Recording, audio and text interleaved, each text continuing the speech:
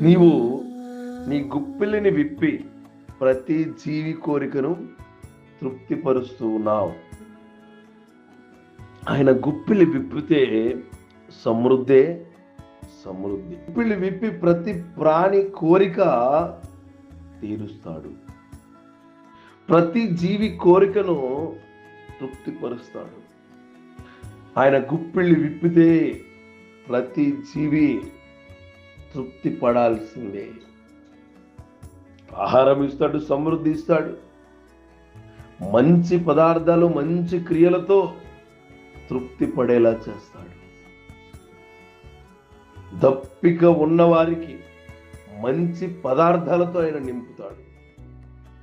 నా సహోదరి సహోదరుడా, ఆశీస్సులు ప్రసాదిస్తూ సమృద్ధి ఆహారం లభించేలా చేస్తాడు. పేదవాడు గొప్పవాడు, చిన్నవాడు పెద్దవాడు అనే తేడా ఉండదండి, ఉండదు. అందరికీ తృప్తిగా దేవుడిస్తాడు. పాడైపోయినా, పడిపోయినా, ఎందుకు పనికి రాకుండా పోయినా బీడు భూమిని కూడా తృప్తిపరుస్తాడు. ఆ బీడు భూమిలో లేత గడ్డి మొక్కలను ఆయన మొలిపిస్తాడు.